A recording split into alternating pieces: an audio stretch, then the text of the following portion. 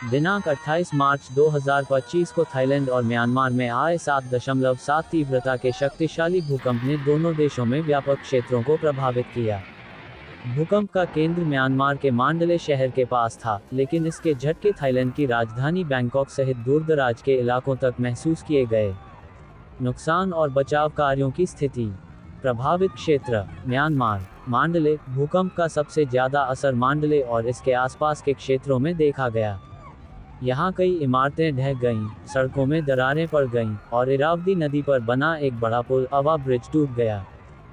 Sagaing क्षेत्र, Sagaing township में 51 साल पुराना एक पुल नष्ट हो गया। इस क्षेत्र में भी भारी तबाही हुई।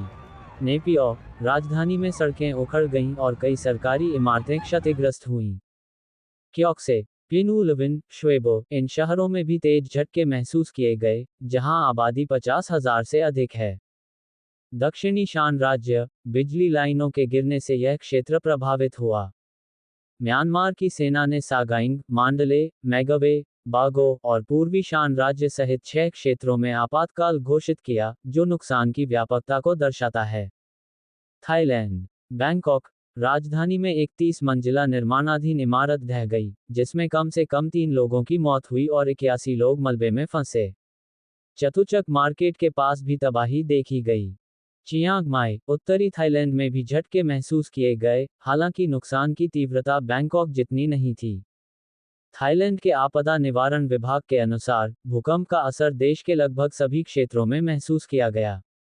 बचाव दल के कार्य। म्यांमार, राहत अभियान। म्यांमार में सेना, पुलिस और स्थानीय प्रशासन के साथ साथ रेड क्रॉस की टीमें राहत कार्यों में जुटी हैं।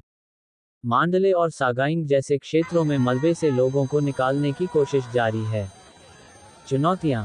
देश में चल रहे गृहयुद्ध और बिजली आपूर्ति बाधित होने के कारण बचाव कार्यों में कठिनाइयां आ रही हैं। रेड क्रॉस ने बताया कि बिजली लाइनों के गिरने से मांडले, सागाइंग और दक्षिणी शान राज्य तक पहुंचना मुश्किल हो रहा है। अस्पतालों की स्थिति। नेपियो और मांडले के अस्पतालों में घायलों की संख्या बढ़ रही है। प्रशासन ने रक्तदान की अपील की है, क्योंकि ब्लड डोनर्स की कमी हो गई है। अंतर्राष्ट्रीय सहायता। म्यांमार के शासक जुंटा ने अंतर्राष्ट्रीय मानवीय सहायता मांगी है। थाईलैंड, बचाव कार्य। बैंकॉक में पुलिस और आपातकालीन सेवाओं की टीमें चतुचक मार्केट और अन्य प्रभावित इलाकों में मलबे से लोगों को निकाल रही हैं। एक बचावकर्मी ने बताया कि ढहती इमारत के मलबे से कम 7 लोगों को बचाया गया, लेकिन 2 की मौत हो गई। आपातकालीन उपाय। थाईलैंड की प्रधानमंत्री पैंतोंगटान शिनावात्रा ने बैंकॉक को आपातकालीन क्षेत्र घोषित किया और प्रभाव का आकलन करने के लिए आपात बैठक बुलाई। मेट्रो, रेलवे और हवाई सेवाएं अस्थायी रूप से बंद कर दी गईं। तेजी से कार्रवाई। विशेष राहत दलों को तैनात किया गया है और शहर को आपदा क्षेत्र घोषित कर इंटर एजेंसी सहायता शुरू की गई है। म्यांमार में कम से कम 6 क्षेत्रों और थाईलैंड में बैंकॉक सहित कई इलाकों में नुकसान की पुष्टि हुई है। मृतकों की संख्या म्यांमार में 15 से 144 तक और थाईलैंड में 3 से अधिक बताई जा रही है, हालांकि सटीक आंकड़े अभी स्पष्ट नहीं हैं। बचाव दल दोनों देशों में तेजी से कार्य कर रहे हैं, लेकिन म्यांमार में गृहयुद्ध और बुनियादी ढांचे की कमी तथा थाईलैंड में शहरी घनत्व के कारण चुनौतियां बनी हुई हैं।